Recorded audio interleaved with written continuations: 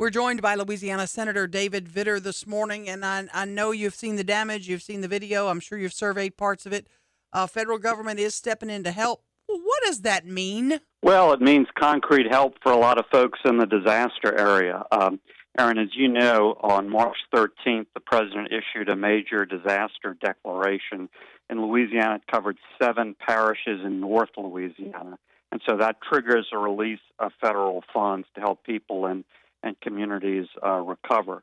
Now, this Tuesday, March 15th, I sent a letter to President Obama urging him to consider expanding that disaster declaration to include the entire state because there were other areas hit very hard that were not in the first disaster declaration.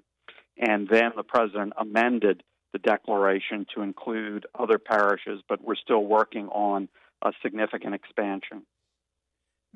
Yesterday, the Colonel Schneider with the National Guard said this was the worst flooding that the Louisiana National Guard had ever responded to in the state. I found that odd in that we also have Katrina.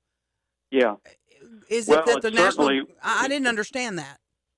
Yeah, I couldn't categorize it as the worst or put an exact metric on it. But the main point is it was severe, significant flooding in certain areas. It was very, very serious. Obviously wasn't the sort of national event Katrina was, didn't get that press coverage, wasn't as widespread.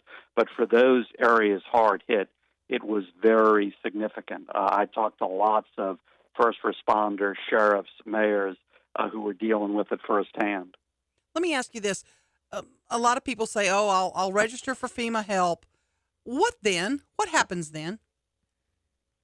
Well, then, if they qualify, they get individual assistance. That's where this disaster declaration comes in.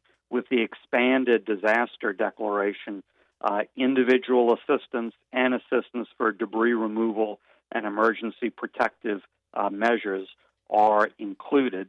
And then there's a separate public assistance program in terms of communities and public assets that are affected. So they can get direct help if they qualify. Just to clarify, go ahead. What makes it a federal loan or who qualifies to get a federal gift, essentially?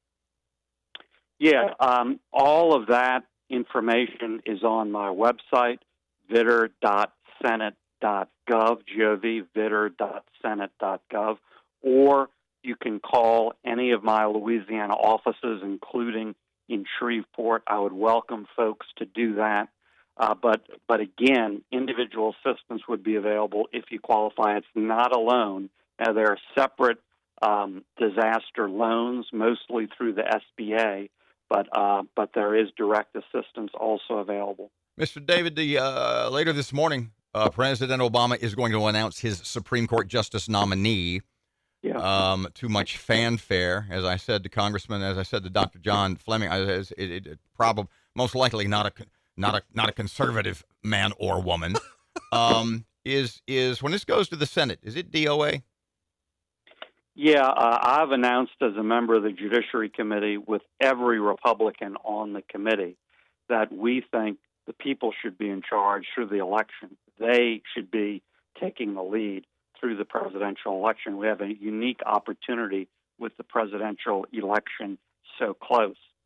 So I don't plan on participating in any hearing. I don't think there will be any hearing. I don't think there will be any vote. Is there any concern from the more conservative wing of the party for more conservative senators like yourself that the party leadership might acquiesce? I feel very confident we're going to stay this course because it's the right course for the American people.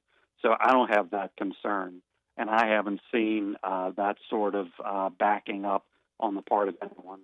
Real quickly before we run out of time, we haven't spoken about this yet, so I'm curious about your opinion. President Donald Trump, how's that sound to you? Well, it sounds a whole lot better than President Hillary Clinton. Well, perfectly put, sir. That's the first comment. That's the first comment I'd make. Perfectly put. But look, the nomination process isn't over yet. I think after last night, it's clearly down to two people, Donald Trump and Ted Cruz. and I think Donald Trump is clearly the front runner. So I think he has the odds-on chance. Does he scare you a so we'll little? have to- Does he scare you a little? No, he doesn't scare me. I think some of his statements have been inartfully put. Let's put it that way.